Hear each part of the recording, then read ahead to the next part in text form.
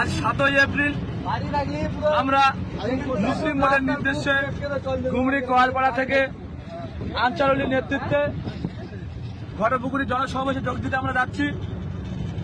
যে বিজেপির দালালেরা, বিজেপির বড় বড় চামচারা, বিজেপির বড় বড় নেতারা, মোদি অমিত শাহ মুসলিমদের ওয়াকফ বোর্ডকে ছিনিয়ে নিতে যাচ্ছে, তাদেরকে আমরা কোনো ছেলে কথা বলবো না।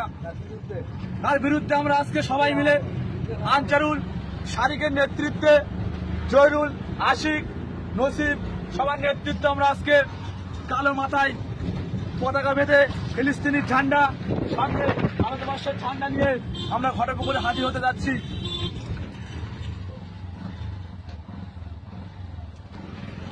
হ্যাঁ মুসলমানেরা, তোমরা আর কবে জাগবে? আস্তে আস্তে করে সবকিছু নিয়ে নিচ্ছে। তোমরা নামাজ পড়ো না, কিছুই করো না। আজকাল তোমরা ফ্রি ফায়ার, IPL নিয়ে মেতে আছো। পশ্চিমবাংলায় কি হচ্ছে তোমাদের সেই সাধারণ জ্ঞানটুকু নেই। এমন একটা দিন আসবে এই ভারতবর্ষে কেউ নামাজ পড়তে পারবে না। নামাজ পড়তে গেলে সরকারের পারমিশন নিতে হবে। বড় বড় বন্দুক রাইফেল নিয়ে বসে থাকবে।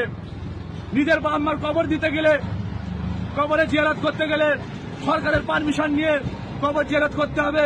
তুমি নামাজ পড়তে পারবে না, কবর জিয়ারত করতে পারবে না, তুমি আল্লাহর কাছে দোয়া কিছুই করতে পারবে না। এমন একটা দিন আসতে চলেছে।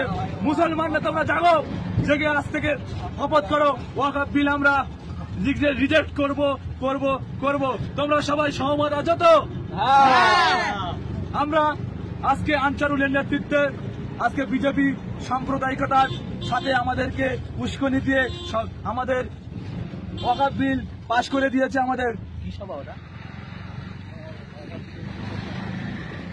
আর আজকে আমরা সবাই মিলে ওয়াকফ বিলের বিরুদ্ধে সমাবেশে হাজির হতে যাচ্ছি। তোমরা সবাই জাগো, মুসলিমরা জাগো। কবে জাগবে? ফিলিস্তিনের ছোট ছোট বাচ্চাদের উপরে হামলা চালাচ্ছে ইসরায়েলরা। তোমরা এখনো কি না বুঝিয়ে না বোঝার ভান করছো? তোমরা কবে জাগবে? ইতিহাস আজ থেকে 100 বছর পরে যখন ইতিহাস লেখা হবে ওই গাদাবাসীর নিয়ে, ফিলিস্তিনকে নিয়ে, তখন একটাই কথা তো লেখা থাকবে, 200 কোটি মুসলিম কেউ ফিলিস্তিনকে সাহায্য করেনি। আমরা আল্লাহর কাছে কি জবাব দেবো? তার জন্য তোমরা তৈরি থেকো মুসলমানেরা। তোমরা জেগে ওঠো। আর ফিলিস্তিনকে তোমরা না হয় মুখে না হয় অন্তত একটু ফিলিস্তিনের বাচ্চাদের জন্য, মায়েদের, বোনেদের জন্য আল্লাহর কাছে শুধু দোয়া করো।